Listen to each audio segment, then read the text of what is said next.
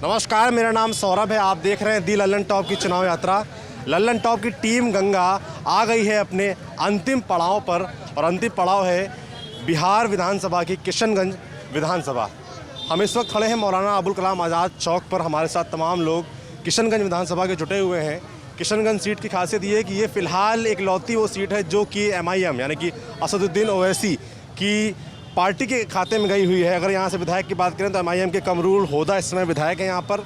उससे पहले इसके अलावा कांग्रेस की तरफ से इजराहुल हुसैन यानी कि महागठबंधन RJD कांग्रेस गठबंधन की तरफ से इजराहुल हुसैन है, और भाजपा की तरफ से स्वीटी सिंह यहाँ से प्रत्याशी हैं जो कि लगातार 4 बरस चुनाव लड़ रही हैं, करीबी अंतर से रह जाती हैं। तो लोगों से यहाँ पता करेंगे कि पहले मुद्दे क्या हैं इस क्षेत्र के और क्या देख के लोग वोट देने वाले हैं। नीतीश कुमार का काम कैसा लगता है, और MIM जो कि असदुद्दीन ओवैसी की पार्टी है उसका कितना जोर अभी भी इस सीट पर बना हुआ है। क्या नाम हुआ आपका? मेरा नाम एडवोकेट मोहम्मद अली अंसारी बस है। वकील साहब हैं आप? तो वकील साहब, आपके हिसाब से सबसे बड़े मुद्दे क्या हैं इस क्षेत्र के? सबसे बड़ा मुद्दा है बेरोज़गारी, एजुकेशन, स्वास्थ्य। यही हमारा मुद्दा है। जो इसको फुलफिल करेगा उधर ही हम लोग जाएंगे। तो आपको क्या लगता है कि कौन कर पा रहा है इन मुद्दों पे? कौन मुखर होकर बोल पा रहा है? किसको, कौन लोग आप पे विश्वास जता पा रहे हैं? देखिए सर, यहाँ हम लोग 70 साल में सिर्फ हम लोग को ठगने का काम किया। हमारे तरफ किसी ने नहीं देखा। सिर्फ वोट के लिए हम लोग को यूज़ किया गया है, बाकी कुछ नहीं है।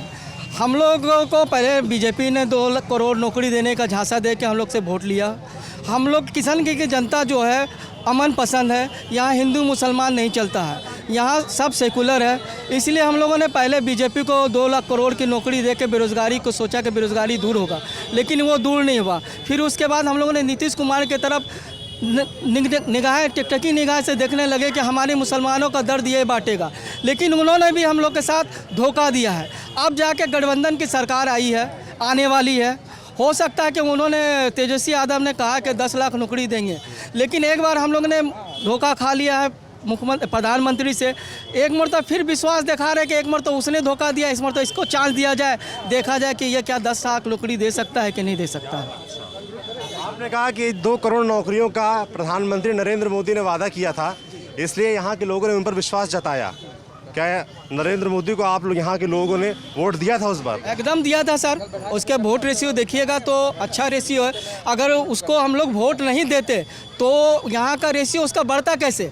जैसे आप देख लीजिए विधानसभा में उनका 50,000 करीब पोलिंग होता है, लेकिन 62,000 वोट कहाँ से मिलता है? जब मुसलमान उसको वोट देता ही नहीं है तो 12,000 वोट बढ़ कैसे जाता है? इसलिए हम लोग सेकुलर हैं, हम लोग सबको देते हैं चांस। सबको चांस देते हैं। MIM का क्या जोर है यहाँ पर? मतलब एक लौती सीट है जहाँ पर MIM के विधायक हैं, क्या कारण है? MIM यहाँ कोई फैक्टर नहीं है। फैक्टर ये कांग्रेस का देन है ये MIM, क्योंकि कांग्रेस जिस तरह बीजेपी सोचती है कि किसी को मैं खड़ा कर दूं, वो उसको वोट हिंदू देगा ही। उसी तरह यहाँ कांग्रेस 70 साल से सोचती थी कि मैं किसी को भी खड़ा दूं, लंगड़ा को खड़ा कर दूं या लुल्ला को खड़ा कर दूं, मुसलमान यहाँ का वोट देगा। लेकिन हम लोग के पास कोई ऑप्शन नहीं था, इसलिए MIM यहाँ के एक नया ऑप्शन आया। वो कांग्रेस का जो थ्योरी था कि जो हमको अब देगा ही, उस थ्योरी को नकारने के लिए हम लोग ने एक मरतबा MIM को चांस दिया गया। नीतीश कुमार 15 साल से हैं, है ना? अब उनके साथ निश्चयों पर या उनके काम पर बात कर लेते हैं। क्या नाम हुआ? मेरा नाम मोहम्मद ज़फ़र इकबाल हुआ सर। मोहम्मद, क्या करते हैं आप? मेरा अभी कपड़े का दुकान है और मैं चमड़े का बिजनेस करता हूँ। चमड़े का बिजनेस करते हैं और कपड़े की दुकान है। सबसे पहले तो काम धंधा कैसे चल रहा है? अभी तो बिल्कुल सर बस बैठा रही है, हर महीने लॉस पे चल रहा है। चमड़े का बिजनेस को तो जब से मोदी सरकार आई है आप जानते हैं, एक टाइम में इंडिया का जो बिगेस्ट बिजनेस था जो चमड़े का था, जो वर्ल्ड लेवल में अच्छे चमड़ा हमारा इंडिया का होता है। लेकिन आज के दौर में मोदी जी, क्योंकि ये बिज़नेस मोस्टली मुस्लिम्स के हैंड में है, इसलिए मोदी जी ने इस बिज़नेस को बिल्कुल क्लैप्स कर दिया है।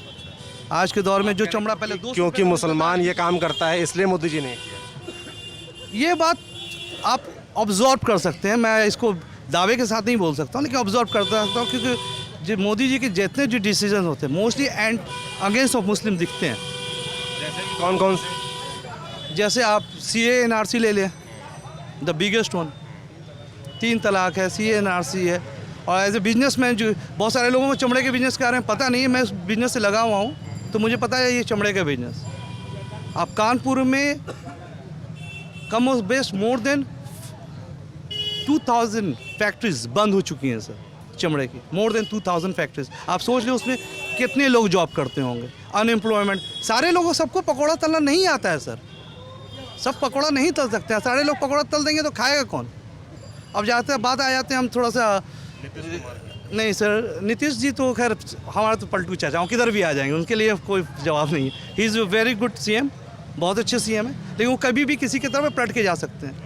तो नीतीश चाचा के बारे में ज़्यादा नहीं बोलना है। लेकिन एनआरसी का जिक्र किया क्योंकि आज मतलब कल या आज में नीतीश कुमार का एक बयान आया है और उन्होंने इस तरीके से बोला है, मतलब मुसलमानों को लुभाने के लिए कह सकते हैं कि हमारे लोगों को हिंदुस्तान से कोई बाहर नहीं कर सकता। सर देखिए वो जो कहें, नाम है आपका? मोहम्मद मज़हर हारून, तो उन्होंने कहा कि सीए एनआरसी में जो भी है कोई भी हमारे लोगों को बाहर नहीं कर सकता। इतनी उनको अगर चिंता थी तो वो वॉकआउट क्यों कर गए थे? वो नहीं वॉकआउट कर गए थे। वो वॉकआउट में इन द सेंस क्या था, वॉकआउट हो जाइए तो नंबर कुमार सरकारी पहली सरकार थी एनडीए की जिसने निंदा प्रस्ताव पारित किया था विधानसभा में एनआरसी के खिलाफ। सर ये फजूला बात है, निंदा विंदा उनको, क्योंकि मुस्लिम बहुल क्षेत्र में भी उनके काफ़ी 14-15 उनके जो है विधायक रहे हैं, तो उनको तो मुसलमानों को खुश करने के लिए एक सोचा देना चाहिए था, उन्होंने दे दिया निंदा प्रस्ताव। उससे क्या हो गया सर? निंदा। हमारे जो पूर्व गृह मंत्री थे वो भी हर बात में निंदा ही करते थे। राजनाथ सिंह, हमला हो गया, ये हो गया, वो हो गया, हम निंदा करते। कुछ करो भी, निंदा से क्या होता है? तुमको अगर करना है तो तुम इसका अपोज करते, तुम उसको वोट करते ना, उसके अगेंस्ट ऑफ वोट करते। आप तो वॉकआउट कर गए, तो वॉकआउट इन द सेंस क्या कि आप उनको सपोर्ट ही तो कर दिए, फिर कहाँ रहे आप? आपका स्टैंड ही क्लियर नहीं है। ये बिल्कुल सही कि पलटू हैं वो एकदम। और समझना चाहता हूँ कि बिहार विधानसभा का चुनाव है, उसमें सीए एनआरसी कितना मुद्दा बन रहा है? क्या मुद्दा बन रहा है? क्या उसके आधार पर वोट पड़ेगा? सीए एनआरसी कोई मुद्दा नहीं बनना जा रहा। सीए एनआरसी अभी कोई मुद्दा नहीं है। अगर सीए एनआरसी मुद्दा रहता, आप सोच लिए थोड़ा सा कि प्रधानमंत्री के पास सारा तंत्र है। बांग्लादेश यहाँ से 707 किलोमीटर है। अगर सरकार के पास सारा तंत्र है, वो सिर्फ मुसलमान को परेशान करने के लिए ये एक सोचा दिया गया है, बाकी कुछ नहीं है। ये समझना चाह रहा हूँ कि बिहार का मुसलमान या किशनगंज का मुसलमान जो है वो क्या देख के वोट देने वाला? क्या मुद्दों पे वोट देगा, सीए एनआरसी पे वोट देगा, क्या देख के वोट देगा? बिहार जो बेरोजगारी पे सर मुझे वोट करेगा। नाम है आपका? मेरा नाम मोहम्मद नियाज आलम है। नियाज आप? ये मेरा शॉप है, छोटे से एक दुकान है। तो कहने का मतलब कि देखिए as a CM Nitish Kumar मतलब लालू प्रसाद के से कंपेरिजन कराएं तो बहुत अच्छे हैं वो, लेकिन ये अच्छा मानते हैं? ये विकास, लालू यादव के कंपैरिजन में क्यों बेहतर मानते हैं? ये विकास किया इन्होंने। क्या विकास किया आप? क्या कि आप स्वास्थ्य में विकास किया, रोड का, सड़क का जो है विकास किया है, और हर जगह हर क्षेत्र में विकास उन्होंने किया है। ऐसा बात नहीं नकार नहीं सकते। 15 साल वो और 15 साल इसमें विकास किया। लेकिन इन्होंने कहा था कि मैं मिट्टी में मिल जाऊंगा लेकिन भाजपा के साथ नहीं जाऊंगा।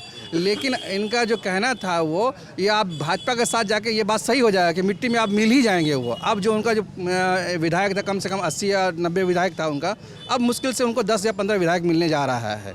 ये है, इनको पलटना नहीं चाहिए। एक सिद्धांत पर रहते थे, आज भी हम लोग उन्हीं को सपोर्ट करते हैं और आज भी उनको खड़ा करके मुख्यमंत्री बनाते हैं। तो आप कह रहे हैं कि नीतीश कुमार क्योंकि बीजेपी के साथ हैं, जी। इसलिए उनसे नाराज हैं, इसलिए वोट नहीं देंगे। हाँ, और उनके साथ जा करके चूँकि यहाँ 3 गियर का सरकार हो गया ना, सामने जो प्रधानमंत्री बोलेंगे, अमित शाह जी बोलेंगे और तब ये चलेंगे उसके आधार पे। अपने मन मुताबिक के हिसाब से इनका नहीं चलेगा। ये इसलिए हम लोग इनको हटा करके और गठबंधन को हम लोग वोट करना चाह रहे हैं। तो बात करते हैं 7 निश्चय। नीतीश कुमार 7 निश्चय का बड़ा जिक्र करते हैं। 2015 में उन्होंने वादा किया था और अब 7 निश्चय पार्ट 2 आ गया है। किशनगंज में आप लोगों के लिए कितना वो 7 निश्चय कितना पहुंचे आपके घर तक? धरातल में तो कुछ भी नहीं दिखता है 7 निश्चय। आप ये इन्होंने क्या कहा है 7 निश्चय में आपके यहाँ? 7 निश्चय में जो था वो नाला, ये सड़क वड़क, गली कोचा जो भी गांव का होता है वो सब में जाके देखे तो वो बहुत अच्छा से तो एक तो काम नहीं हुआ है। दूसरा इन्होंने कहा स्वास्थ्य में आप जाके किसी भी सरकारी जो अस्पताल है बिहार का, आप जाके देख लें वहाँ का दशा क्या है। सरकारी जो स्कूल है आप जाके देख लें कि कैसे पढ़ाई की जो स्तर है वो कितना लो है सर, इतना भी लो है कि आप वहाँ स्टैंड ही नहीं कर सकते। और खुद जो शिक्षक हैं उनके बच्चे पढ़ते हैं आपको प्राइवेट स्कूल्स में, लेकिन वहाँ पे जाके जो गरीब हैं हमारे, हम सब लोग वहाँ जाके पढ़ते हैं, तो शिक्षा का तो कोई स्तर ही नहीं बचा है सर। अभी जो बात कही है इन्होंने कि तेजस्वी यादव ने कि अगर हमारी सरकार आई तो हम अपने जो बजट का 22% शिक्षा पे खर्च करेंगे, तो ये बात समझ में आ रही है। इसको सोचते हुए हम लोग सोच रहे हैं कि अगरचे तेजस्वी यादव की सरकार बनती है तो शिक्षा में, स्वास्थ्य में, इन सबों में काम होना है, काम होगा। अगर नहीं होगा तो फिर आगे चेंज करेंगे। कई जगह हम घूमते हैं तो तेजस्वी यादव के वादे पर कई लोग कई आप ऐसे युवा ही सवाल खड़े करते हैं ये सवाल खड़ा करते हैं कि उन्होंने जो 10 लाख नौकरियों का पहले सिग्नेचर से देने का वादा किया है वो कैसे पूरा करेंगे। सर अभी पहली बात तो उसका रोड मैप नहीं बताया उन्होंने कोई। अभी एक पेपर में एडिटोरियल पेज में पढ़ा था मैंने, उसमें 9 लाख वाकई में 9 लाख समथिंग जो है वो खाली है सीट्स, चाहे वो हर विभाग का जोड़ के वो बताया था उसमें वो खाली है सीट्स। तो उसको देखते हुए भी सही है, अगर ये भी अपने वादे से फिरा तो फिर ये तो हिंदुस्तान का किस्मत ही ख़राब है। बिहार का तो है ही, हिंदुस्तान का भी, सारे राजनेता एक जैसे हैं, A to Z एक भी सही नहीं है। हमारे परम पूजनीय प्रधानमंत्री जी 2 करोड़ कहाँ गया भैया, 1 करोड़ भी नहीं, उल्टे जा रहा है। आप डेली न्यूज़पेपर में पढ़ रहे हो कि इससे अभी राहुल गांधी ने एक ट्वीट किया था, अभी 10-15 मिनट पहले मैंने देखा था कि उसमें अभी कौन सा सेक्टर था वो उसमें भी घाटे पे जा रहा है, अब लोगों की और नौकरियाँ जाने वाली है। तो यही चीज़ है, तो फिर तो हम लोग वैसे ही रह जाएंगे, चाहे वो किसी भी कास्ट का हो, उसके लिए नौकरी तो ज़रूरी है। आपने कहा तेजस्वी 10 लाख नौकरी और बेरोजगारी दूर करने की बात कर रहे हैं। तेजस्वी का बयान आने के बाद 1-2 दिन बाद ही मैनिफेस्टो बीजेपी का आ गया था और बीजेपी ने कहा कि हम 19 लाख रोजगार देंगे। उससे क्या, आप उस पर क्या सोचते हैं? क्या सर उस पर यही सोचते हैं कि पहले जो प्रधानमंत्री बोले थे 2 करोड़ 5 साल में, अब तक 12 करोड़, तो 12 करोड़ नहीं वो 2 करोड़ दे दे तो हम 19 लाख को मान लेंगे। एक ही साल का वो वादा पूरा कर दे, वो छोड़े सर, वो पहले भी 19 मतलब 1 करोड़ ही दे दे प्रधानमंत्री अपने कोटा से तो हम लोग 19 लाख को मान लेंगे।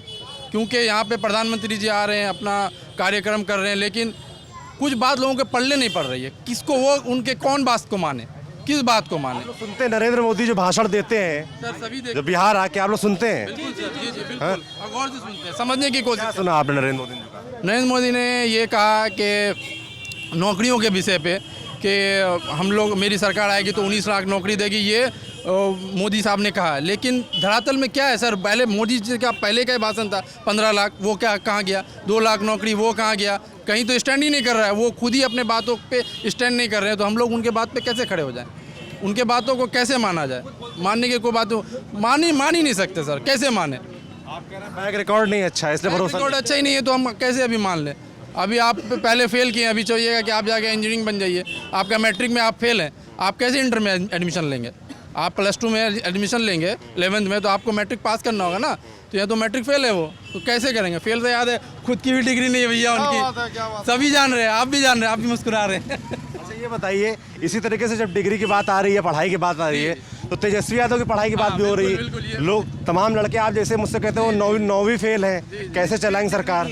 एटलीस्ट फेक डिग्री नहीं है। और सच बोल रहे हैं, वो डिग्री नहीं है, वो सच बोला है बिल्कुल। और ऐसा नहीं है कि डिग्री नहीं है, लेकिन एक जो मतलब सेंस ऑफ ह्यूमर होता है वो बंदे का बहुत अच्छा है, क्विक कर रहा है चीज़ों को, तब इतना अच्छा वो भाषण बोल रहे हैं, जो भी आप सभाओं में देख रहे होंगे।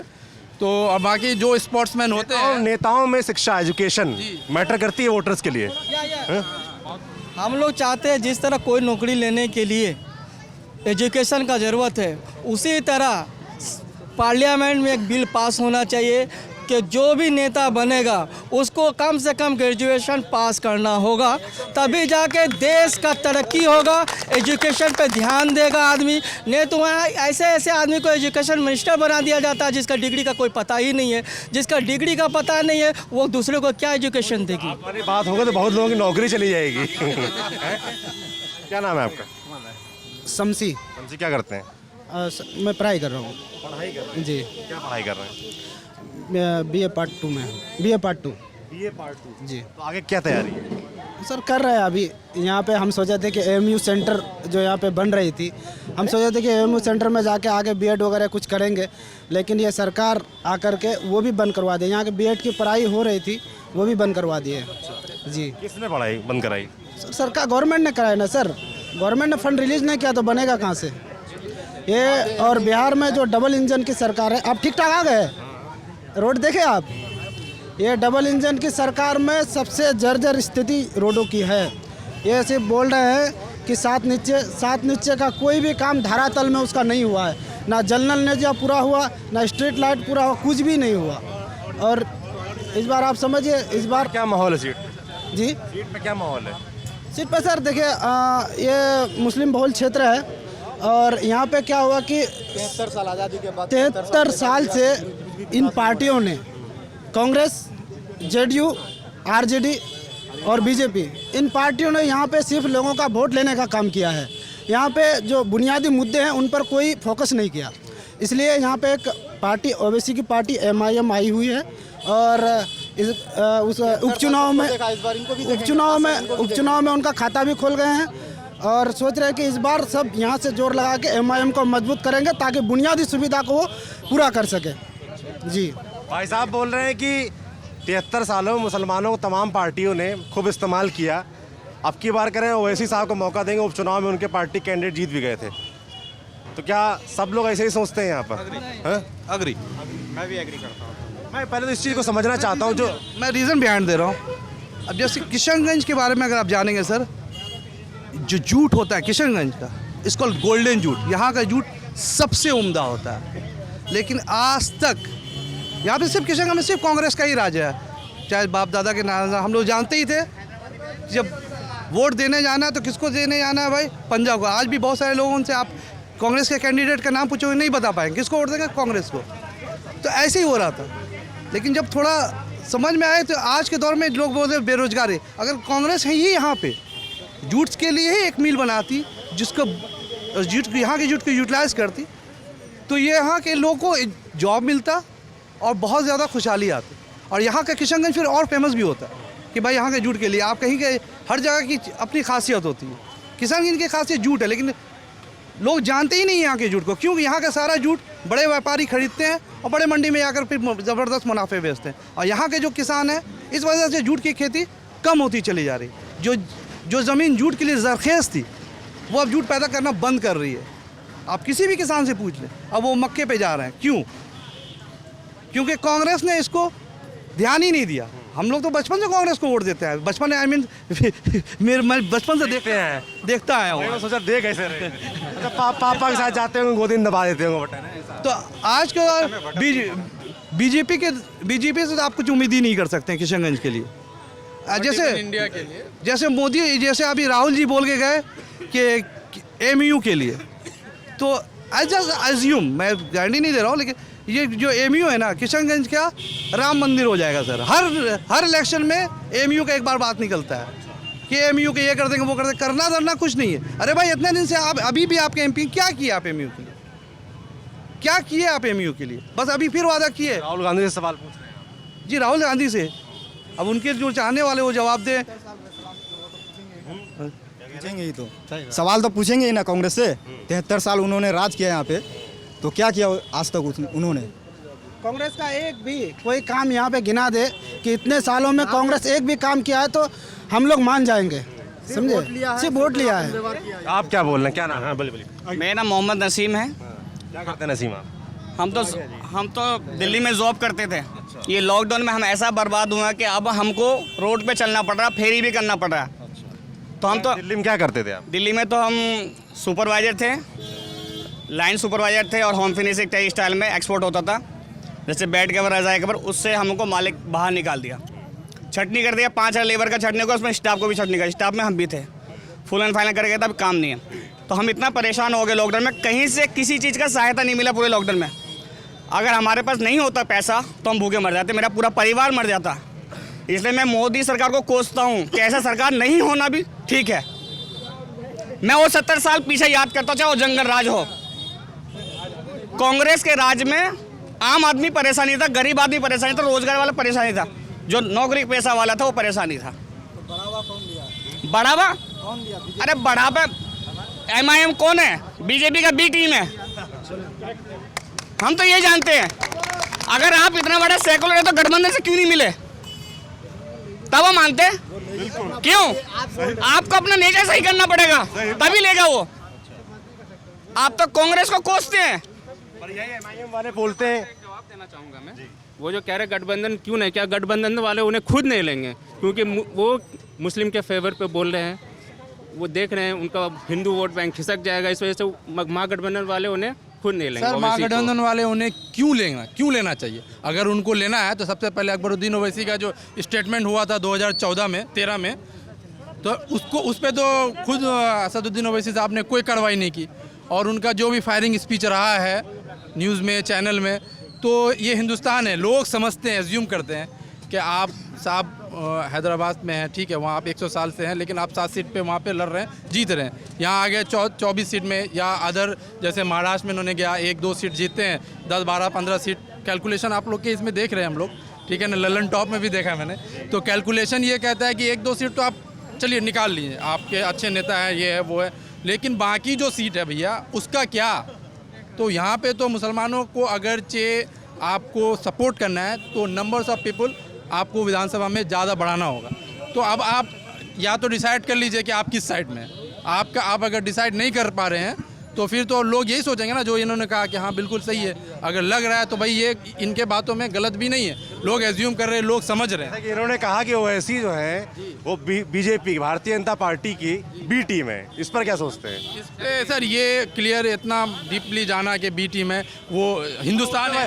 उन पर वैसे भी आरोप लगते रहते हैं कि वोट कटवा है, वोट काटते हाँ, हैं। ये इस बात पे एकदम बिल्कुल करेक्ट है कि वोट कटुआ 1-2 सीट तो आप जीत सकते हैं। अगर यहाँ रहना है, यहाँ से लड़ना है, तो यहाँ पे उनको बहुत मेहनत की ज़रूरत है अभी, बहुत। अचानक से या 4-5 साल पहले चुनाव में तो जीत गए यहाँ पे किशनगंज में। हाँ, उपचुनाव में जीते हैं, लेकिन उसके भी जो है कारण है, कांग्रेस ने जो सांसद है हमारे, उन्होंने अपनी माँ को जो 70-80 साल की हैं उनको टिकट दे दिया। तो अब इतने भी लोग तो बेवकूफ़ नहीं है कि किसी को भी दे देंगे, उसमें कांग्रेस की गलती है, उसमें कांग्रेस की बहुत गलती है, और कोई बात नहीं है। MIM को जिताने में कांग्रेस का हाथ है सर, MIM को क्योंकि MIM को जिताने में कांग्रेस का हाथ इसलिए क्योंकि कांग्रेस भी ये सोच रही थी कि मेरे बाप की बपोती है, जिसको हम चाहें उसको खड़ा कर दें और वो जीत जाएगा।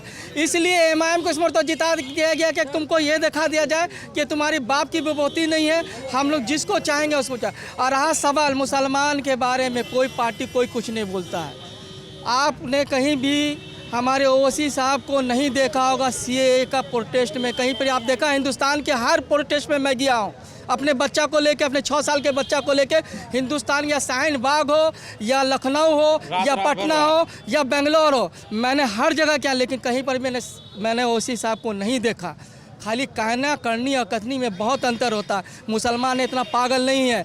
अगर बोला जाता गठबंधन, क्या हमारे लालू प्रसाद के बेटे ने कभी भी अभी तक बोला है सीमांचल में आके कि मेरी सरकार आएगी तो हम CAA नहीं लगने देंगे? बोला है कहीं पर? बोला है सर, यहाँ नहीं, कहीं पर नहीं बोला, वो कहीं नहीं बोला। खाली मुसलमान को ठगने के लिए, सिर्फ मुसलमान को कैसे ठगा जाए, कैसा बेवकूफ़ बना जाए, बस यही काम किया जाता। और ओवैसी को इसलिए नहीं सटाया गया कि मुसलमान के कारण अगर एक को सटाते तो 2 वोट कटेगा। मुसलमान का चिंता कोई नहीं करता, मुसलमान को अल्लाह के रहमो करम पे छोड़ दिया गया। इंशाअल्लाह एक दिन मुसलमान यहाँ का खुद ब खुद अपना नेता और अपना ज़मीर अपना खुद बना लेगा। सर यहाँ कैसे बनाएगा? मुसलमानों को एक अच्छे, आप कह रहे हैं अच्छे नेता की जरूरत है, जो कि नहीं है, कैसे मिलेगा? किसी में उम्मीद नजर आती है? अभी OBC में परखे हैं हम लोग, OBC साहब भी देख लिया जाएगा। एक टर्म के बाद अगर इस तरह कर रहे हैं तो जिस तरह कांग्रेस का लात मार के भगा, उस तरह OBC को भगा देंगे हम लोग। सबको चांस दिया गया, यहाँ BJP को भी चांस दिया गया। 70% मुसलमान होने के बाद भी BJP को वोट दिया गया। शाहनवाज साहब को जिताया गया क्योंकि हमारा मुसलमान का कौम बनेगा, हमारी आवाज़ उठाएगा, लेकिन वो भी वही निकले, तो उनको भी लात मारा गया। उसका कांग्रेस का भी ये घमंड था कि हम जिसको खड़ा कर देंगे वही जीतेगा। अभी बोलते हैं अंधा में काना राजा, यानी अंधा में काना राजा को खड़ा कर दीजिए, हम लोग वोट दे देंगे, यानी मुसलमान खरीदा हुआ। इसको तोड़ दिया गया क्योंकि हम लोग को एक ऑप्शन मिला। पतंग छाप ओवैसी के पार्टी को एक बार 8 महीना के लिए परखा गया, एक मरतबा 5 साल के लिए और परखा जाएगा। अगर नहीं मिलेगा तो उनके भी को लात मारा जाएगा, उनको भी बिहार से बोरिया बिस्तर बांध के फिर हैदराबाद ही जाना पड़ेगा, क्योंकि यहाँ का मुसलमान इतना बेवकूफ़ नहीं है। अब वोट बैंक बन के नहीं सर रह गया। देखिए, यहाँ भाई साहब ने कहा कि जीत के भेज देंगे। भैया कैटो सीट आप जीत के भेजिएगा, 1-2 सीट मानते हैं, रेस पे है, जीत जाएंगे। बाकी जो वो 22 चलिए ये फजूला बात है, ये फजूला बात है, आप भी जान रहे हैं सर, ठीक है ना। महागठबंधन की लहर है और महागठबंधन को ही, और खैर इसी में हिंदू इतना 1 मिनट इतना मजबूत होता, पहले सुन लीजिए, इतना मजबूत होता अगर ओवैसी कहता कि मैं हैदराबादी हूँ तो पूरे बिहार में तो 243 सीट पर इलेक्शन लड़ा था। नहीं लड़ रहा है, मायावती से गठबंधन है। मायावती ने क्या बोला पहले सुन लीजिए, नहीं पहले सुन लीजिए, लड़ रहा। 1 मिनट देखिए, MIM अवर्दीन अवैसी ने एक रहनुमा, एक अच्छे लीडर है, समझ गए, एक अच्छे लीडर अवैसी साहब ने। नाम क्या आपका? मेरा नाम मोहम्मद खालिद हुआ, हम लोग वार्ड नंबर 15 में पढ़ते हैं। और सही बात, गठबंधन की होगी सरकार, मगर हमारे किशनगंज हिमाचल में हमारे अवैसी साहब आ रहे हैं, हम लोग सबको मिलके अवैसी को वोट दे रहे हैं। ओवैसी साहब को वोट क्यों दे रहे हैं? जैसे कि आ रहा हूँ जैसे कि इनकी शिकायत है कि अगर ओवैसी जीतेंगे भी तो 1-2 सीट होंगी उनकी, तो क्या कर पाएंगे? 1-2 सीट नहीं, इंशाल्लाह इस बार 10 से 12 सीट आ रही है उनकी। 10 से पूरे हिमाचल में 10 से 12 सीट आ रही है एमआईएम की। या हमारे कमरुल साहब देखिए चुनाव जीते हैं भैया, बोल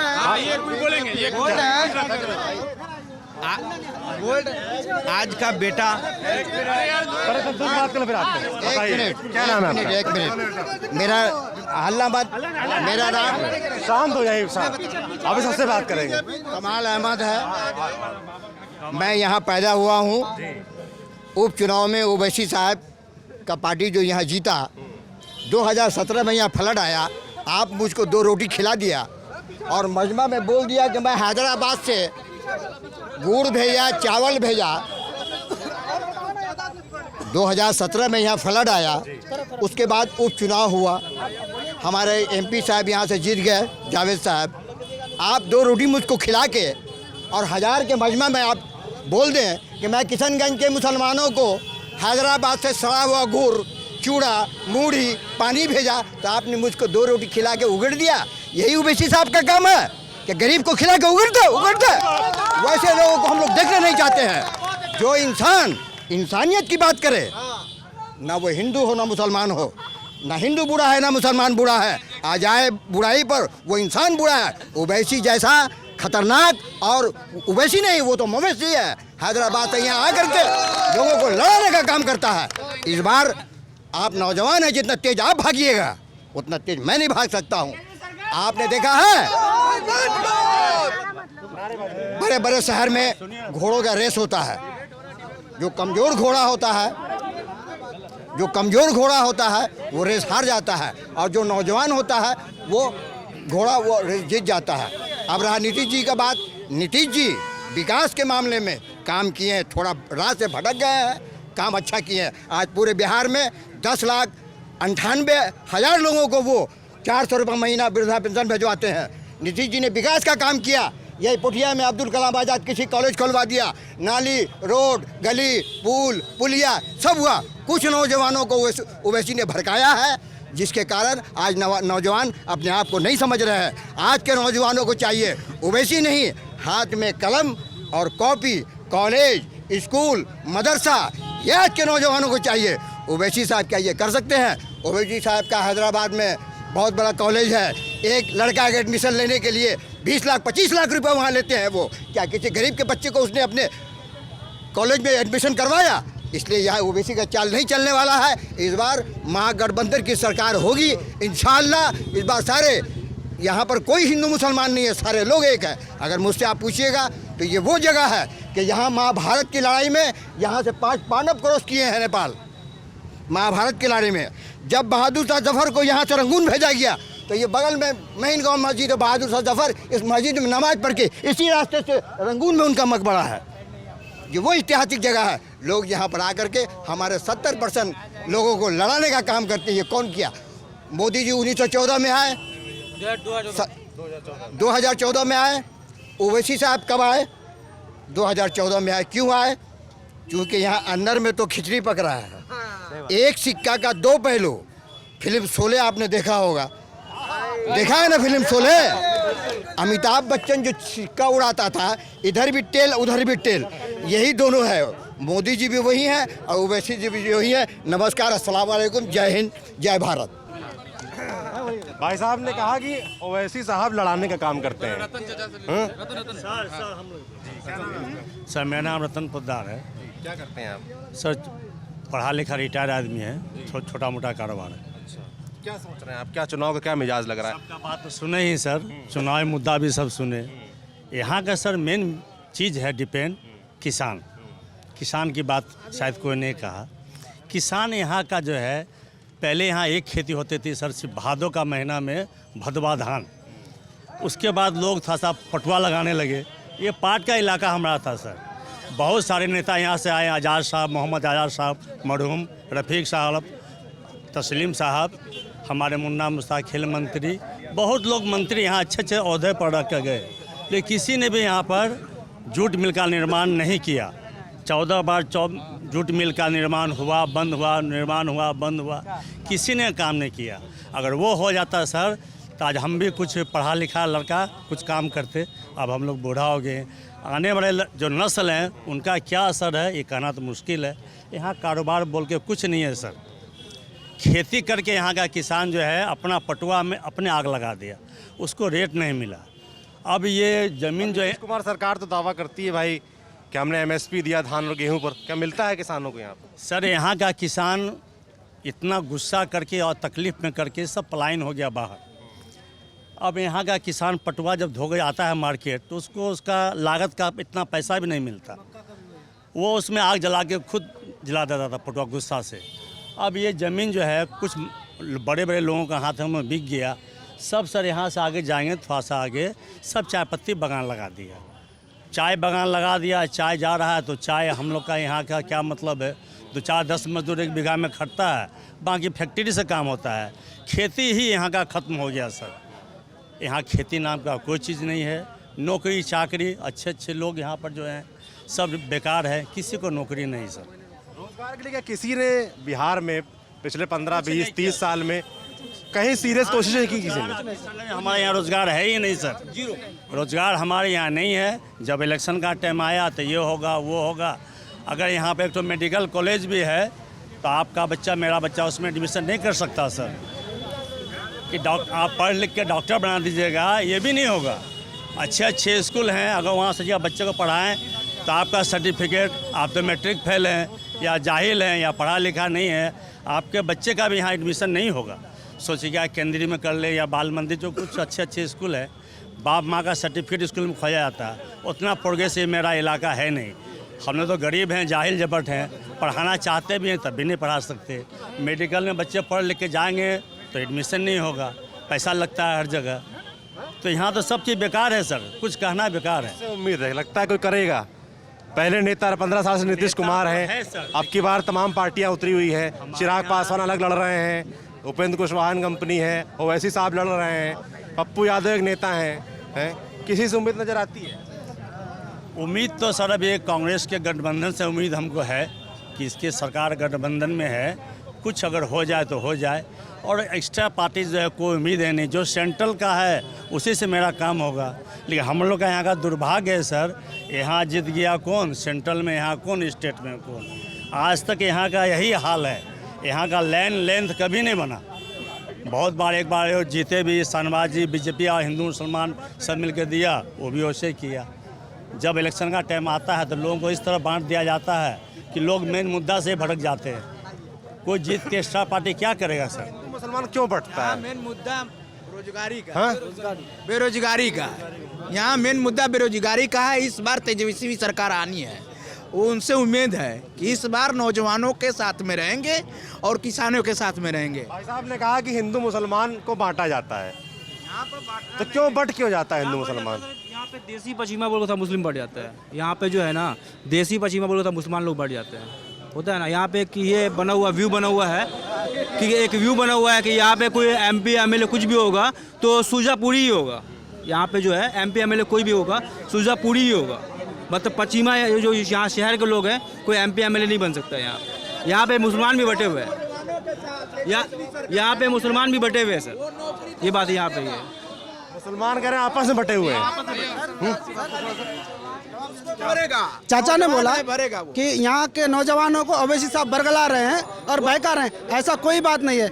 यहाँ के नौजवान स्कूल कॉलेज जाएगा कैसे, जबकि हमारे टीचर, स्कूल के टीचर सैलरी के लिए ये डबल इंजन की सरकार के तहत वहाँ पटना में जाके मार डंडे खाते हैं, लेकिन हमारे टीचर को सैलरी नहीं मिलता है। बच्चे जाते हैं स्कूल में सही से खाना नहीं मिल रहा है, वो मिड डे मील जो है उसमें आप देखिएगा, आप कभी खाइएगा, खा नहीं सकते, ऐसा खाना मिल रहा है। तो बोलिए कैसे क्या होगा? यहाँ पे प्रोग्रेस नहीं कर रहा है ना सर गवर्नमेंट, कोई भी गवर्नमेंट।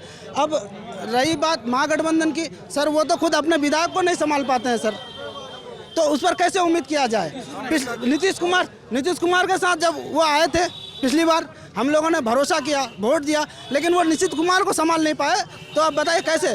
क्या पता इस बार उसको हम लोग सरकार चुनेंगे, उसको वोट देंगे, क्या पता फिर वो बिक जाए, क्या पता फिर चले फिर। सर वो बोल रहे जो नीतीश कुमार मतलब महागठबंधन में थे तो वो कैसे छोड़ के चल गए उसको। सर वो घोटाला करने नहीं पाते थे, इसलिए वो खुद कांग्रेस पार्टी को छोड़ के चल गए। तेजस्वी रोक रहे थे। हाँ, वो अगर कांग्रेस में रहता तो सर वो घोटाला करने नहीं पाता, इसलिए वो सर बीजेपी में चल गया और अभी घोटालाबाजी कर रहा। कांग्रेस में रहते तो घोटाला ना करता।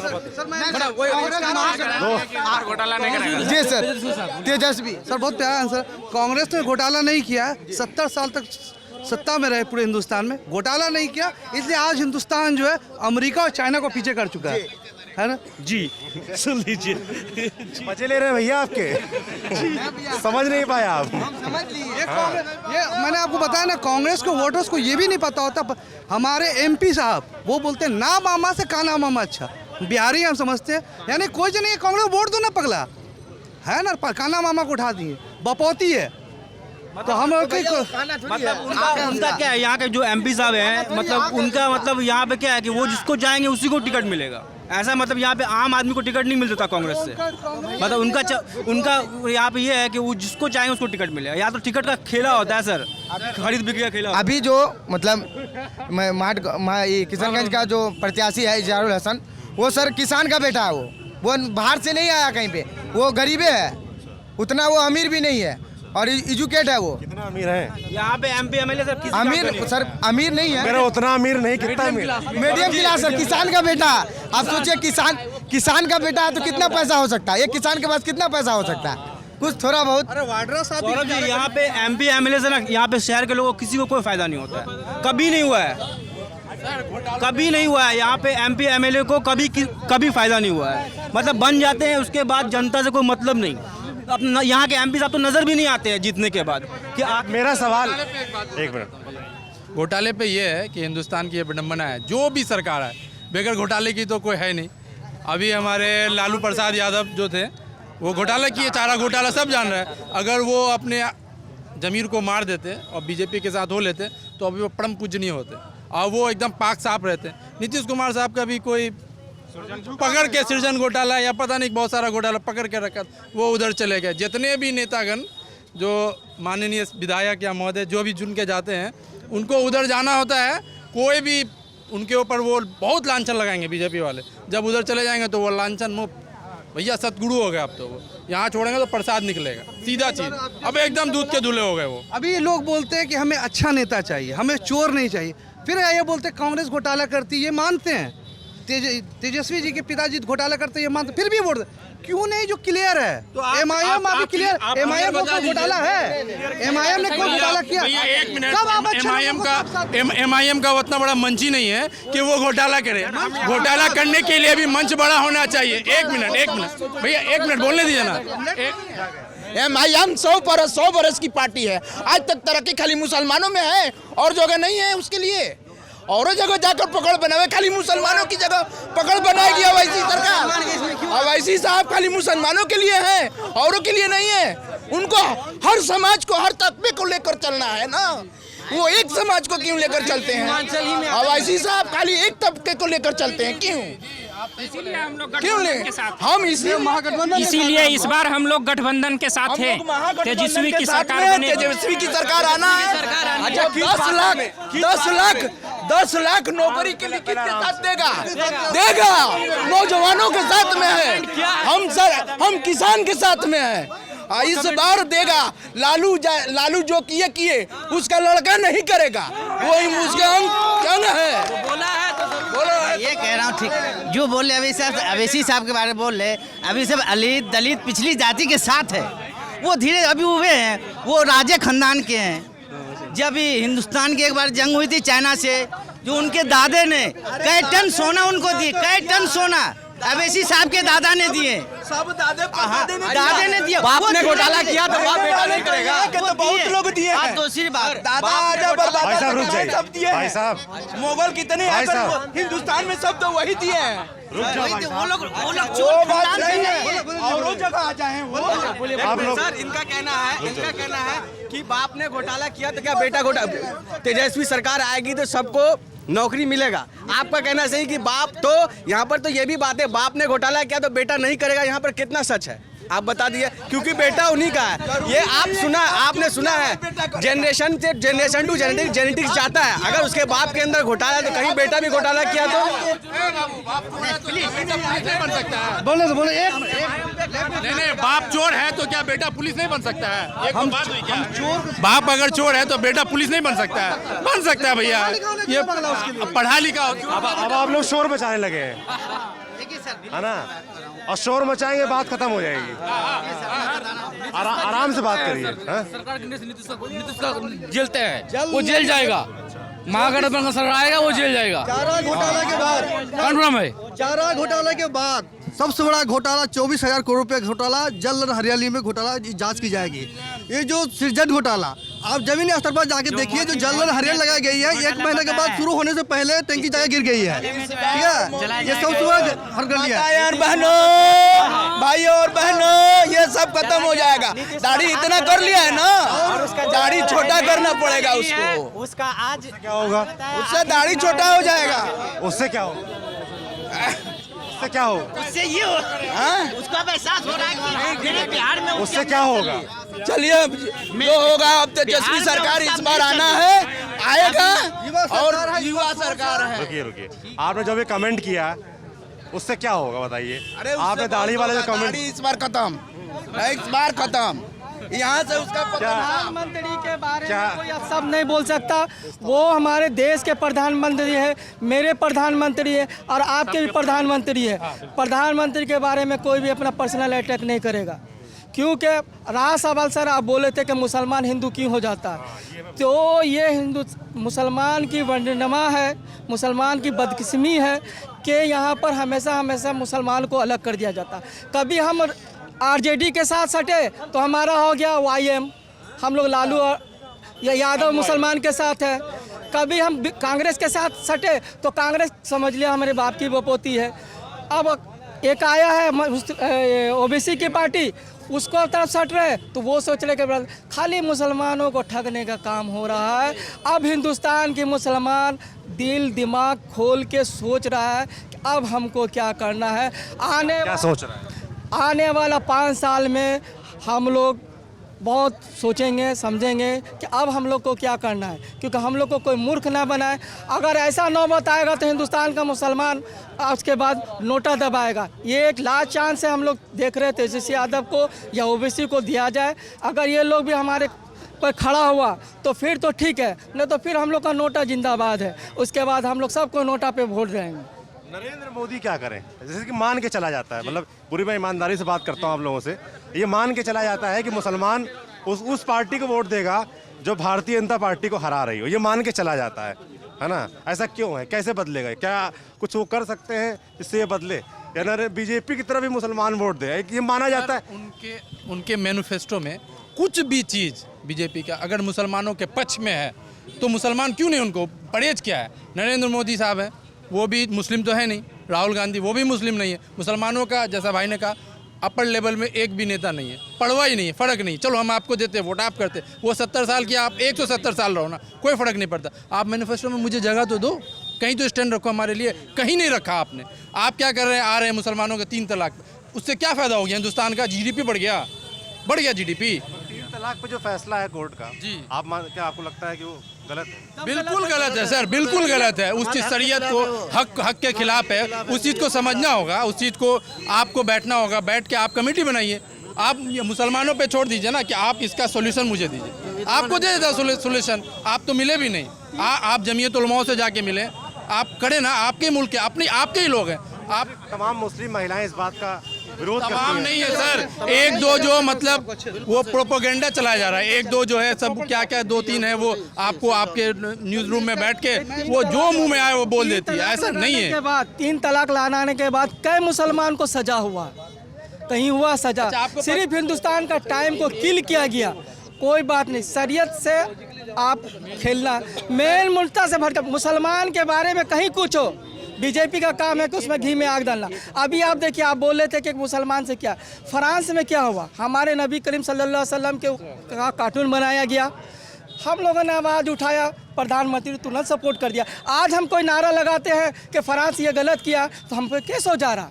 अब वहीं पर क्या अभी अब आप देखिए मनोहर राणा पे हुआ, अभी मुंबई में देखिए किशनगंज में नहीं, क्योंकि हमको तो डराया कर रखा जाना, डरा दिया जाता है इसलिए कि तुम ये करोगे तो तुमको तुम्हारा जगह कहाँ पे, तो हम कैसे ना बोले मुसलमान के खिलाफ हैं। कि नरेंद्र मोदी डराते हैं? जी डराते हैं। अभी हम अपने नबी करीम सल्लल्लाहु अलैहि वसल्लम के अगेंस्ट में जो उन्होंने पुतला लगाया उसके बारे में बोल नहीं पाते, क्योंकि हम डर रहे हैं कि हम जाके नारा लगाएंगे या कुछ प्रोटेस्ट करेंगे तो हमको भी जेल में डाला जाएगा। हत्या हुई वहाँ पे टीचर की, उसका कंडेम करते हैं, वो गलत है, उस पर हम नहीं बोलते। वो सॉरी गलत नहीं है, गलत बिल्कुल जी, गलत नहीं है, गलत नहीं है। आप किसी भी हत्या सही है जी, बिल्कुल बिल्कुल बिल्कुल सही है। आप कोई पूरे हिंदुस्तान के अंदर कोई भी मुसलमान अगर आपके राम या किसी भी भगवान को गलत कहेगा तो क्या पूरी कम्युनिटी हत्या कर देनी चाहिए। मेरी पूरी बात तो होने दीजिए। पूरी कम्युनिटी ये मांग करेगी कि उसको फांसी दी जाए। आप कुछ भी बोलिए, हमें बोल सकते हैं, लेकिन भाई साहब वो न्यायिक प्रक्रिया के तहत होगा ना कि मांग करेंगे, पर आप सिर कलम कर दें। बिल्कुल सही है, बिल्कुल सही है, बिल्कुल सही है, सही है। हिंदुस्तान का कोई मुसलमान इसको कंडेम करता है, अगर उसने हत्या किया है उसका घोर निंदा करते हैं हम लोग। इस तरह नहीं होना चाहिए, लेकिन मेरे नबी पे जो भाई साहब कह रहे हैं कि वो सही है, उसको हक किसने दिया कि वो आप किसी धर्म के धर्म गुरु पर आप क्यों उंगली उठा रहे हैं? नहीं गलती नहीं जो रिपोर्ट सारा मुसलमान कंडेम करता है, पूरे सारे जितने भी मुसलमान हैं ना इस चीज़ को कंडेम कर रहे हैं हम लोग, और हम लोगों को ये हम लोगों का हक है कि हमारे या जो भी इंडिया में है जिसके भी धर्मगुरुओं के बारे में अपशब्द कहा जाए वो उसको प्रोटेस्ट तो करेंगे ना। तो प्रधानमंत्री प्रोटेस्ट बुरा नहीं है, पर भाई साहब की जो बात है ना, उन्होंने कहा कि हिंदुओं के भगवान पे कोई कहेगा तो फांसी की डिमांड होगी, तो वो न्यायिक प्रक्रिया के तहत होगा। सर हम लोग हिंदुओं के भी जो भी बड़े धर्मगुरु हैं उनको हम लोग अगर वो कोई भी चाहे वो किसी भी कम्युनिटी का हो उसके धर्मगुरु को कोई खराब कहता है, गलत अपशब्द यूज़ करता है तो हम लोग उसका कंडेम करते हैं सर। और एक चीज़ मैं आपको लौट रहा हूँ सर, ट्रिपल तलाक में आपने कहा कि जब ये बिल पास हुआ उसके अगेंस्ट में लाखों लाख हमारी जो है घर से बहुएँ माएँ बेटी जो है वो सड़कों पर निकली थी, उसको किसी ने ध्यान नहीं दिया सर, उसके अपोज में कि ये गलत हो रहा है। 4 हिंदुस्तान की औरत को खड़ा कर दिया तो बोला कि हिंदुस्तान की औरत खिलाफ में खड़ी है, लेकिन करोड़ों औरतों ने बाहर निकला, उसको नहीं दिखाया, उसको प्रधानमंत्री को नहीं दिखाई दिया, लेकिन 4 औरत दिखाई दे रही है जो जगह जगह मुखौटा बांध के जा रही है, तो उसको दिखाई दे रहा कि 4 औरत मुसलमान निकली है 3 तलाक के अगेंस्ट में के, बहुत बढ़िया, लेकिन लाखों औरत जो रोड पर निकली है वो प्रधानमंत्री को नहीं दिखाई दे रहा। यही दोगलापन है प्रधानमंत्री का। हाँ सर इधर क्या बोल रहे हैं? पहली बात तो मैं आप जो भाई बोले उसके लिए मैं आपसे माफ़ी मांगता हूँ, लेकिन आपने एक चीज़ ध्यान दिया उसमें कि एक भी यहाँ पर ज़्यादातर मुसलमान है, ऑलमोस्ट 90% मुस्लिम यहाँ, कोई भी उनकी तरफ से हाँ करके खड़ा नहीं हुआ। इससे आपको मुसलमानों के मेंटेन और हर जगह कुछ ना कुछ लोग स्टूडेंट पे होते हैं हर जगह।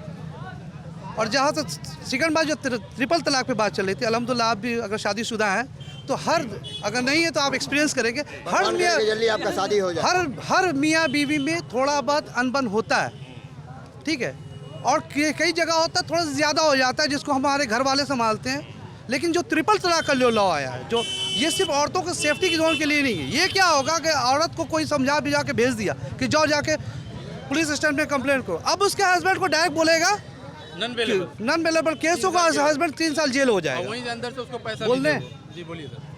तो वो बेचारा 3 साल तक जेल से जब वापस आएगा, आपको लगता है वो हैप्पीली अपनी बीवी को एक्सेप्ट करेगा? जो बेचारा 3 तलाक बोलने का भी नहीं था उसको ट्रिपल तलाक पे आपने फंसाया। कानून का मिसयूज होगा 100%। पर अगर कानून का मिसयूज ना हो तो सही नहीं है सर। कानून का मिसयूज हो यही कानून। अच्छा, जैसे एक सवाल किया जाता है जो संविधान वाली बात होती है, भाई नियम कानून लॉ ना, देश जो है नियम कानून संविधान से चलता है, उससे चलेगा या फिर जो आप जो बात करें वैसे चलेगा? बिल्कुल है आप सर, आप जो बोल रहे हैं इसीलिए बात होती है फिर इसीलिए बात होती है फिर एक मिनट इसीलिए बात होती है इसीलिए एक मिनट रुकिए, मेरा सवाल सुन लीजिए। आप जो बात बोल रहे हैं उसी के बाद फिर आती है यूनिफॉर्म सिविल कोड की बात कि सबके लिए समान कानून क्यों ना हो, चाहे वो किसी भी धर्म का हो चाहे किसी भी मजहब का हो। बताइए नहीं, वो कैसे हो सकता है सर? सबका आपका अलग है, हम एक देश के नागरिक हैं, चाहे वो हिंदू, चाहे मुसलमान हो, चाहे क्रिश्चियन हो, चाहे सिख हो, सबके लिए एक कानून अगर हो तो उससे क्या दिक्कत है? उससे सबका अलग है ना। आपका पूजा पाठ का तौर तरीका अलग है। एक देश के नागरिक के तौर पे पूछ रहा हूँ। वही, लेकिन धर्म की बात हो रही है ना सर यहाँ पे। तो धर्म क्या, आपका धर्म अलग है, हमारा धर्म अलग है। आपको जीने का और पूजा पाठ करने का तरीका अलग है, हमारा अलग है। तो एक जैसा कैसे हो सकता है? सर पाठ करने का तरीका क्या अलग है? नहीं सर, ये धर्म की जो बात है, ये बात गलत है। ये धर्म किसी भी पॉलिटिकल लाइन में धर्म और मजहब को आप लोग खसेड़िए मत, एकदम गलत बात है। ये संविधान का कानून है, इंडियन पेनल कोड IPC में ये लागू है कि 7 साल के बाद अगर आप अपनी वाइफ को डाइवर्स करते हैं तो आपकी वाइफ आप पर केस नहीं कर सकती। 498 IM किशनगंज के मुंशी, मैं भी कानून बताता हूँ आपको। मैं CRPC पढ़ता हूँ, आप कानून जानते हैं। आप कानून पढ़िए, पढ़े कानून देखिए कि 7 साल अगर शादी का हो गया है और आपने अपनी वाइफ के साथ अगर कोई बदतमीजी किया है, आप अपनी वाइफ को डाइवर्स करते हैं, समझे, तो आपकी वाइफ आप पर केस नहीं कर सकती है। इस बीच में अगर कुछ होता है, ये क्या तरीका है कि आप इलेक्शन के माहौल में मजहब को, हिंदू को, मुसलमान को, पूजा को, पाठ को लाइए, इंसानियत को लाइए, वोट किसको देना है उसको लाइए। ये सब बात मत कीजिए आप लोग, गलत सलत बात, ये सब गलत बात है। क्या बात जो हो रही थी वो ट्रिपल तलाक का मुद्दा आया, नॉट हिंदू मुस्लिम लाया तो अच्छा ठीक है, ट्रिपल तलाक आपके हिंदू शास्त्र में हमारी हिंदू बहनों को क्या आप आधा बांट के देते थे? नहीं देते थे, लेकिन कानून बना ना, अब आपको अपनी बहन को भी हिस्सा देना होगा। जिस तरह मुसलमानों में रकम 16 आना, बाप मर गया, माँ मर गया, 8 आना, अगर भाई पाएगा तो 8 आना बहन भी पाएगी। लेकिन हिंदू में ये कानून नहीं था, आया जब मोदी जी आए तो ये कानून बना। अब आपको बहन को भी देना पड़ेगा हिस्सा बांट करके। आप ट्रिपल तलाक का जो कानून बना तो सही मानते हैं? बिल्कुल सही है, बिल्कुल सही है। क्यों सही मानते हैं बताइए? सही इसलिए है कि ट्रिपल तलाक के कानून जो है बना, कानून सही है, उसमें संशोधन हुआ है, बदला नहीं है, सिर्फ संशोधन होता है। एक मरतबा जो कानून बन जाता है वो बनाता है, उसमें सिर्फ संशोधन किया जाता है कि नाजायज नहीं हो, किसी गरीब के साथ अत्याचार नहीं हो, किसी मर्द के साथ कोई गुनाह नहीं हो, इसलिए उसमें संशोधन किया गया है। ये सही है, समझे। 370 कश्मीर से हटा, समझे, क्यों हटा? हर बात में कुछ लोग ऐसे हैं जो अनाप शराब बात बोल के हम हिंदुस्तानियों को डिवाइड करना चाहते हैं। इसका मैं कंडम करता हूँ, इसका खिलाफ हूँ। बस इलेक्शन का मुद्दा है, इलेक्शन के बाद कीजिए, महागठबंधन को वोट डालिए और नीतीश कुमार को भी देखते रहिए। आपने कहा यूनिफॉर्म सिविल, एक मिनट, आपने कहा यूनिफॉर्म, अरे यार सुनो ना, अरे भैया आपने कहा यूनिफॉर्म सिविल कोड, ठीक है सर। यूनिफॉर्म सिविल कोड में 80% जो लॉज है या 90% आप कह लें, वो तो सिमिलर इंडियन के लिए है ना। मर्डर केस आप करो, मैं करूँ, कोई करो, सेम है। रेप केस है, उसके बाद किडनैपिंग है या जो भी है, आपको चोरी है, डकैती है, जो भी है, सबके लिए सेम है। लेकिन यहाँ यूनिफॉर्म सिविल कोड सिर्फ कोट किया जा रहा है मुस्लिमों पे और कुछ नहीं है। मुस्लिमों पे जैसे उसके जो हदीस है, दीन है, जो उसके मजहब से ताल्लुक़ रख रहा है, बस उसी को अटैक किया जा रहा है ना। कि आप जो है, शंका ये है कि अगर यूनिफॉर्म सिविल कोड बनता है तो उससे मुसलमानों पे प्रहार होगा। एग्जैक्टली सर, वही मैं कहना चाह रहा हूँ कि मुसलमानों को ही बस हर एक चीज़ में जो है वो मुसलमानों को ही टारगेट करना चाह रहा है यूनिफॉर्म सिविल कोड में, और कुछ नहीं है। क्या आप जो लॉ चल रहा है वो तो सबके लिए, बी एन इंडियन, अगर आप मर्डर करते हैं तो आपके लिए अलग नहीं है ना, और मैं कर रहा हूँ तो मेरे लिए अलग नहीं है, दोनों के लिए सेम है। लेकिन यूनिफॉर्म सिविल कोड अगर इंडिया में आ जाता है तो उसमें सिर्फ और सिर्फ मुसलमानों को ही प्रॉब्लम है। अब प्रॉब्लम नहीं है, मुसलमानों को इसमें बहुत ज़्यादा नुकसान है। अगर आप सवाल मैं थोड़ा घुमाता हूँ, अगर मैं आपसे पूछूं कि यूनिफॉर्म सिविल कोड में क्या चेंजेस आने वाले हैं, क्या चेंज करना चाहते हो? एक देश एक कानून की बात होती है सबके लिए, मतलब मैं आप लोग का व्यू जानना चाह रहा हूँ। क्या सोचते? मैं वही बोल रहा हूँ कि यहाँ पे कोई, क्या वो तो सरकार तय करेगी। यहाँ पे ऐसा नहीं है कि किशनगंज में कोई चोर पकड़ता है तो हम लोग हाथ काट देते हैं। काश होता कि चोर को ऐसी सज़ा मिलती तो अरबियन कंट्रीज़ के ज़्यादा हमारे यहाँ चोरियाँ कम होती। ऐसा नहीं है कि यहाँ पे रेप होता है तो उसको गोली मार देते हैं, जो मुस्लिम लॉ बोलता है, ऐसा कुछ भी नहीं है। और हमारे लिए भी वही लॉ है। हमारे इसमें क्या है कि आप शादी, निकाह होता है, यूनिफॉर्म सिविल कोड निकाह के पेपर को नहीं मानेगा। हमारे यहाँ है कि भाई बेटियों को, जैसे चचा बताए कोर्ट में ये है शायद, लेकिन अच्छा नॉलेज नहीं था बेटियों के लिए, क्योंकि हम लोग अपनी बहनों को देने वाले हैं, तो मर्द का 2 आना होता है, औरत का 1 आना होता है। अगर आप 5 भाई हैं 3 बहन हैं, हम अपने घर के बारे में बता रहे हैं, उस घर का 13 हिस्सा लगेगा, 2-2 बेटों को मिलेगा, 1-1 बेटी को। ये यूनिफॉर्म सिविल कोड में ऐसा कुछ भी नहीं आएगा। चलिए आपकी बात खत्म करते हैं। बात ये करते हैं कि हिंदुस्तान के मुसलमानों को क्या चाहिए, जो एक वोट बैंक वाली बात होती है। हम सब सुकून चाहते हैं। आप कांग्रेस लाओ, बीजेपी लाओ, even Mohan Bhagwat sir direct आ जाएं, बस क्या नाम उनका, आरएसएस, वो डायरेक्ट आ जाए, बस हमको सुकून दे, हमको पुश नहीं करें, पीछे नहीं ढकेले, हमको अपने साथ बस खड़े रखे। जैसे हमारा फ्रेंड, बेस्ट फ्रेंड, ऑब्वियसली आपका चैनल देखता है, केतुल पटेल मेरा बेस्ट फ्रेंड है सर। जैसे हम लोग रहते हैं वैसे हर हिंदुस्तानी को रहने दो भाई, हम लोग एक साथ रहना चाहते हैं। हम लोग को डिवाइड नहीं करो, कभी राम मंदिर बोल के डिवाइड करते हो, कभी कुछ बोल के डिवाइड करो। हम लोग डिवाइड होना नहीं चाहते हैं, लेकिन ऑब्वियसली जैसे आपके सामने एक भाई है तो सबका मेंटलिटी एक जैसा नहीं होता। कुछ लोग ऐसे वर्गलाए जाते हैं, वो इनकी एक गलती, एक इंसान की गलती आपके चैनल में देखिए, बहुत सारे लोगों के माइंड में कि मोस्टली लोग ऐसे मेजॉरिटी होते हैं। इसलिए मैंने आपको उसी वक्त क्लियर किया कि वी आर नॉट सेम। कुछ कुछ हर जगह गलत है, हर जगह। आज हमारे रसूल को गलत बोलने वाले को जितने ये वही उसको राणा, क्या नाम है, मनोहर सर राणा साहब ने सही बोला, उनको जेल हो गया। ना तो राम गोडसे जितने फादर ऑफ नेशन को मारा उसको सही बोलते, उसको जेल नहीं होता है सर, उसको माला बनाई जाती है। हम दोनों बात मिक्स करेंगे ना, ऑलरेडी ये पॉलिटिकल जिंदा नहीं ना, आपके जेल नहीं होती। नहीं। अभी ये है कि सर कि हिंदुस्तान के मुसलमानों को, आपने जो कहा हिंदुस्तान के मुसलमानों को क्या चाहिए, वही सेम चीज़ चाहिए जो हिंदुस्तान के हिंदुओं को चाहिए भाई। सुकून चाहिए आपको, उनको सिक्योरिटी चाहिए, उनको अच्छी शिक्षा चाहिए, नौकरी चाहिए, आज़ादी चाहिए, खुले में सांस लेने की आज़ादी चाहिए। अब आप एक सर्कल बना रहे हैं एनआरसी का, लो भैया जिसका नाम है वहाँ जाके सांस लो तुम, क्या है सर ये? मुस्लिम उधर जाओ, हिंदू इधर आओ, डिवाइड है। हम वही चाह रहे हैं ना कि आप जैसे थे हम वैसे ही हमको रहने दो ना। अब हम है ही नहीं, हम मरे रहेंगे। आप मुझे मार दिए, रोड का लेके क्या करेंगे विकास? किस लिए, क्या चाटना है, क्या करना है? पहले तो भैया security first.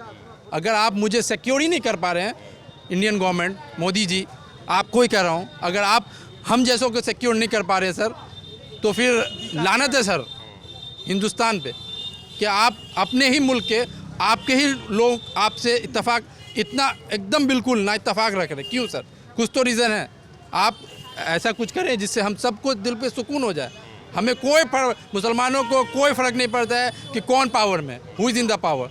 We really don't care about that. जो पावर में है आप रहें, आप 700 साल राज करें, कोई फ़र्क नहीं पड़ता है। आप सिक्योर करें, आप जैसे एक हिंदू को सिक्योर करते हो, एक मुस्लिम को सिक्योर करें, एक क्रिश्चियन को करें, सबको इक्वल देना, जैसा चल रहा था वही रखें। और मुसलमानों को क्या चाहिए? कुछ नहीं, शिक्षा, रोजगार जो भी है, जो सब जो सेम होना चाहिए। तो ये थे किशनगंज के मुद्दे।